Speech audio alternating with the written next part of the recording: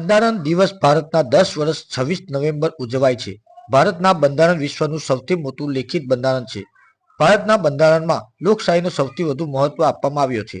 ભારતના બંધારણના સર્જનમાં સૌથી મોટું યોગદાન ડોક્ટર ભીમરાવ બાબા સાહેબ આંબેડકરનો છે. ભારતનું બંધારણ તમામ નાગરિકો માટે ન્યાય, સ્વતંત્રતા અને સમાનતા ખાતરી કરે છે અને રાષ્ટ્રની એકતા અને અખંડિતતા જાળવવા માટે ભાઈચારા પ્રોત્સાહન આપે છે.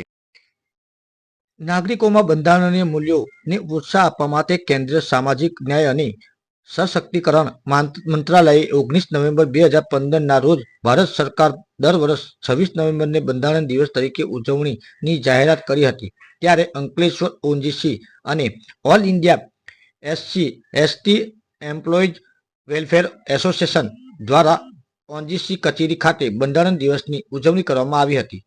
ઓએનજીસી જીજીએમ હેડ દિનેશ અગ્રવાલ સહિતના અધિકારીઓ અને સેવાના ચેરમેન દિનેશ વસાવા સહિતના કર્મચારીઓએ ડોક્ટર બાબા સાહેબ આંબેડકરની પ્રતિમાને પુષ્પો અર્પણ કર્યા હતા અને બંધારણ આમુખની प्रतिज्ञा લીધી હતી. कॉन्स्टिट्यूशन डे ऑफ इंडिया जो आज हमारा है, ये हमारे लिए एक विशेष दिन है। हमने आज अपना कॉन्स्टिट्यूशन 1949 में अडॉप्ट किया था भारत में, और ओएनजीसी में भी आज हम सब एम्प्लॉइज़, चाहे वो ऑफिसर, स्टाफ, हमारे कलेक्टिव्स हों, सब लोग आज इसे मिलके बहुत ही अच्छी तरह मना रहे हैं और आज हम प्रतिज्ञा भी करते हैं कि हम इसको पूर्ण रूप से पालन करेंगे। और इस उपलक्ष्य में कल भी हम सिलंबा मॉडल स्कूल में एक प्रोग्राम कर रहे हैं और साथ में हम सिकल सेल स्क्रीनिंग का भी प्रोग्राम रखा हुआ है।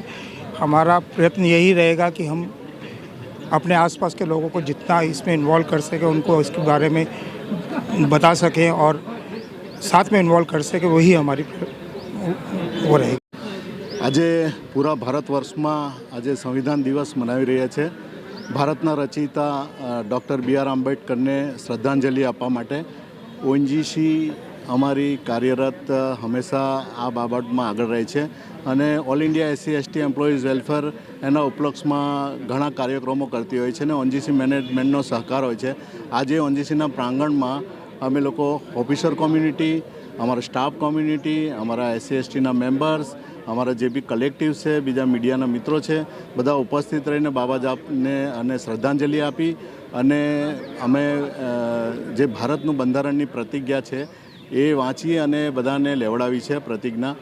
અને અમે આ ઉપલક્ષમાં અમે મોડલ સ્કૂલ નેત્રંગમાં અમે એક સિકલ સેલ એનિમિયા જે રોગ હોય છે ટ્રાઇબલ એરિયામાં, એનું અમે સ્ક્રીનિંગ કરીશું, નિદાન કરીશું અને અમે 500 થી 700નું ટાર્ગેટ રાખ્યું છે. અને ત્યાં આવતીકાલે 27 નવેમ્બરના દિવસે અમે તે મોડલ સ્કૂલમાં અમે સંવિધાન દિવસ સારા ઉત્સાહથી મનાવીશું. આજે અમે ખાલી પ્રિએમ્બલ વાંચી છે અહીંયા. Thank you very much.